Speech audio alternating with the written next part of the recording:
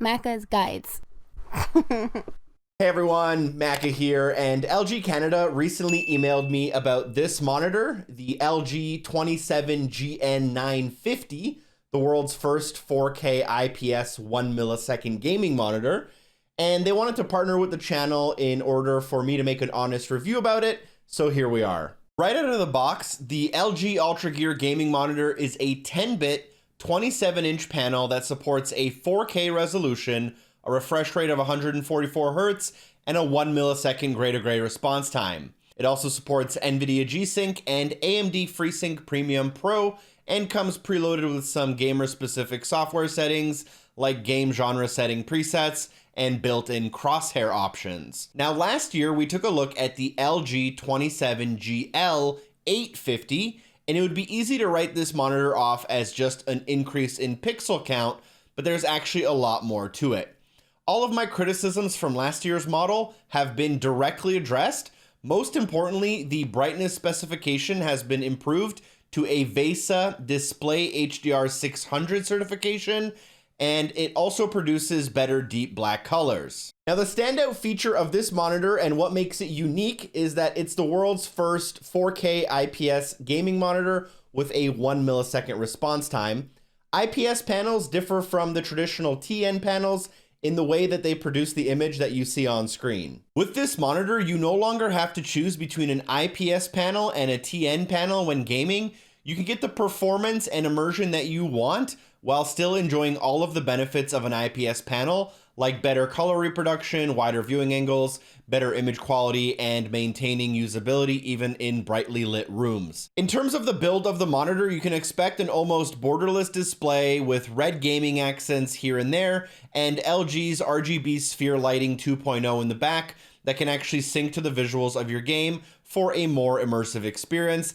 They even added a little bit of a headphone holder at the back, which might not be the most useful, but it's cool that they added it nonetheless. You also get nice and smooth height adjustments, as well as the ability to tilt and pivot.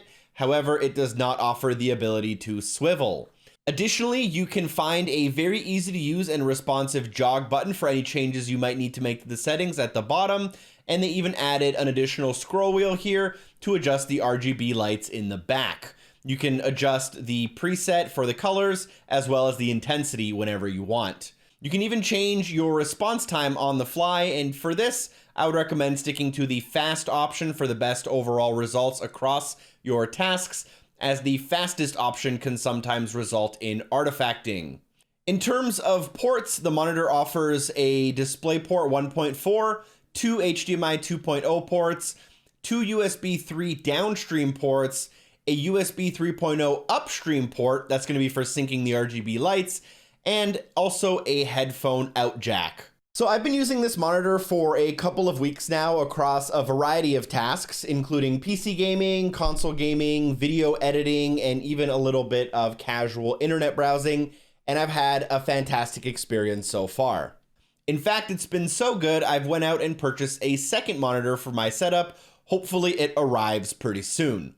The 27-inch size means that the display has a high pixel density at this resolution, producing a crystal clear image, and the IPS panel lets me see a new level of fine details and colors while content creating or while gaming, even if sitting at a distance, and it doesn't take up my entire office desk.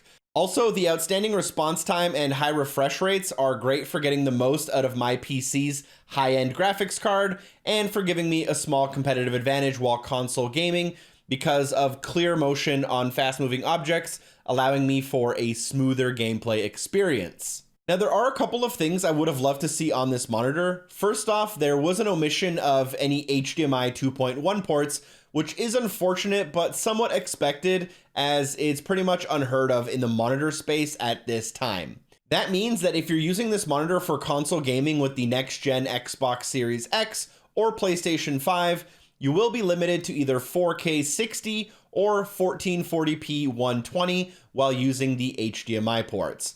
And you will not be able to hit 4K 120, which is possible on some higher end TVs like the LG C10, which I recommend if it's in your budget. It comes in at 48 inches or above.